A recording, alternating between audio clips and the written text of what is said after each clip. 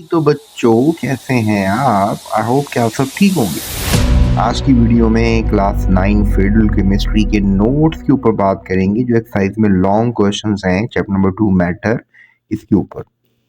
देखिए मैंने प्रिसाइज से नोट्स बनाए आपके लिए इजी फीजी। जैसे सवाल था एलोट्रॉप्स क्या होते हैं, एलोट्रॉप्स ऑफ कार्बन के बारे में बताएंगे। तो I seen here data here and there बहुत मुश्किल था, तो मैंने इजी करके लिखा आपके लिए। Definition the allotropes of carbon के बारे में बताया कि डायमंड ग्रेफाइट बकीबॉल्स और ग्रेफीन के बारे में किसी ने नहीं बताया। मैंने बताया कि ये भी एक कार्बन का एलोट्रॉप है। एमॉर्फस कार्बन के बारे में किसी ने नहीं बताया और मैंने सबकी डायग्राम्स बना कर दी हैं आपको कि थोड़ा सा आपको आइडिया हो कि भाई ये होते हैं एलोट्रॉप्स। एलोट्रॉप्स क्या होते हैं? बेसिकली सेम एलिमेंट और उनकी अरेंजमेंट डिफरेंट हो जाती है। जिस तरह डायमंड में कार्बन होता है, प्योर कार्बन 100% कार्बन, लेकिन शेप की वजह से डायमंड है। ग्रेफाइट में भी कार्बन ही होता है, लेकिन वो डायमंड की तरह महंगा नहीं है। पैसों में सिक्के सिक्के जो होते हैं वो ग्रेफाइट के बने होते हैं। तो इनके यूज़ पे भी मैंने बात करनी थी, लेकिन मैंने आंसर फिर बड़ा नहीं किया, मैंने बस प्रिसाइज सही रखा ताकि आप अच्छा सा लिख लें। और ये डायग्राम अगर आप बना सकते हैं तो वेरी नाइस, ये बन सकती है, बड़ी आसान है, ये बन सकती है। उसके बाद फिर मैंने सवाल किया आपसे, सॉरी बुक वालों ने सवाल किया आपसे कि डिफरेंस बताएं होमोजीनियस एंड हेट्रोजीनियस सॉल्यूशंस में क्या होता है।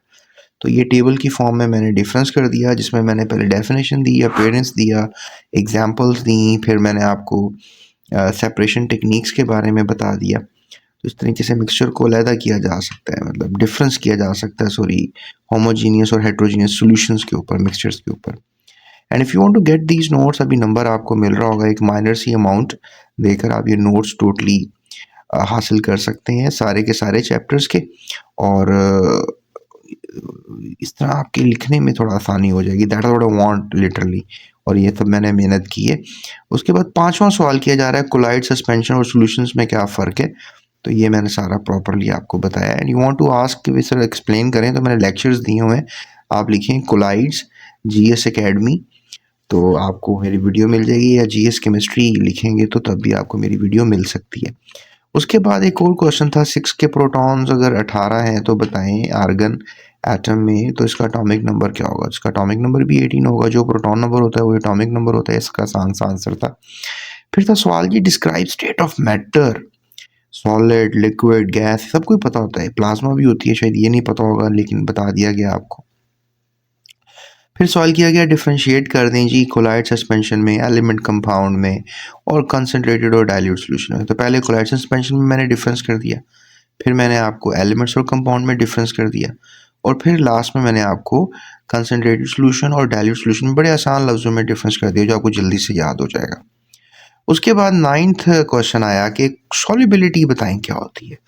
डेफिनेशन लिखी इसकी प्रॉपरली, फिर यूनिट्स बताए सॉल्युबिलिटी के क्या क्या हो सकते हैं, ग्राम पर लीटर, मोल पर लीटर, या परसेंटेज में हम सॉल्युबिलिटी का अंदाज़ा लगा सकते हैं। कौन से फैक्टर्स हैं जिनसे सॉल्युबिलिटी इफेक्ट होती है। मैंने आपकी बुक के सिलेबस से ही रेफरेंस बनाया, ताकि इधर उधर के डाटा से बनाऊंगा तो थोड़ा सा आपको आगे बुक से नहीं बना, आंसर तो आप दे सकते हो। तो फिर प्रेशर, नेचर और पीएच भी फैक्टर्स होते हैं, मतलब टेम्परेचर भी एक फैक्टर होता है। उसके बाद फिर कितनी किस्म की सॉल्युबिलिटी होती है, saturated, unsaturated, super saturated solutions बनाए जा सकते हैं, इतनी 3 किस्म की होती है।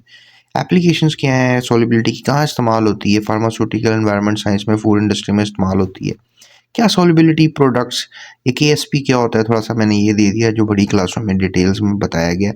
मैंने बस इंट्रोडक्शन सा दे दिया और एग्जांपल दे दी आपको कि भी salt in water, sugar in T, antacids जो हैं, ये बुक में था आपका एंटासिड्स, तो ये मैंने आपको दिया। और ये ग्राफ बड़ा इंपॉर्टेंट है, ये आपने लाजमी तैयार करना है, because this graph is going to give you an idea of solubility, सही मायनों में ये है। उसके बाद प्यारे बच्चों we have another question in think tanks. बच्चे कहते हैं सर थिंक टैंक्स के भी सवाल बना के दिया करें। तो थिंक टैंक में मैंने सवाल किया, बुक वालों ने सवाल किया जी कि सॉल्यूशन कंसिडर मिक्सचर, सॉल्यूशन को मिक्सचर क्यों कहते हैं।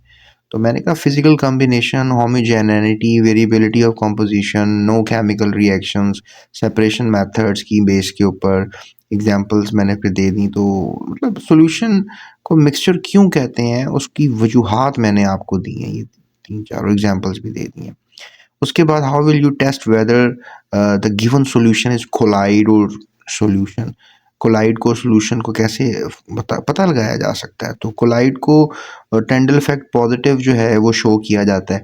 जबकि सोल्यूशन में टेंडल इफेक्ट शो ही नहीं होता। टेंडल इफेक्ट ये होता है कि जब आप टॉर्च लेते हैं ना तो अंगूठे के अंदर जो है वो लाइट सी पैदा हो जाती है, मतलब आपके ब्लड में लाइट स्कैटर करती है, that is called the Tyndall effect. तो आप अपने कमरे में कर भी देखते हैं नीचे यहाँ पे ना, आप इस जगह पे टॉर्च रखें मोबाइल की, तो लाइट बंद करके देखिएगा आपके सारे नेल रेड रेड नज़र आ रहे होंगे। वो लाइट अंदर जाके फैल जाती है, खून लाइट को स्कैटर कर देता है, खून ब्लड कोलाइड है, दैट्स वाई वो पॉजिटिव टेंडल इफेक्ट शो करता है।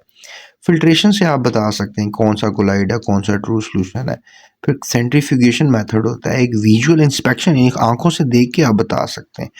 स्टेबिलिटी ओवर टाइम से आप बता सकते हैं कोलाइड क्या है। वो जो अंडे की सफ़ेदी होती है ना, जो कच्चे अंडे की सफ़ेदी, that is also known as a colloid. उसके बाद फिर आप समरी दे सकते हैं। तो ये सवाल थे टोटल कोई 11 क्वेश्चन, और थिंक टैंक के भी क्वेश्चन मैंने ऐड कर दिए इसमें। And that was the story of matter, second chapter of your book. तो अभी आप मुझे व्हाट्सएप करके ये नोट्स हासिल कर लें, और माइनर सी अमाउंट है। और इसके अलावा चैनल को सब्सक्राइब करें और अपने दोस्तों के साथ इस वीडियो को लाजमी शेयर कीजिएगा, ठीक है। और सबसे बढ़कर अपना ख्याल भी रखिएगा। अल्लाह हाफ़िज़। Thank you for watching GS Academy.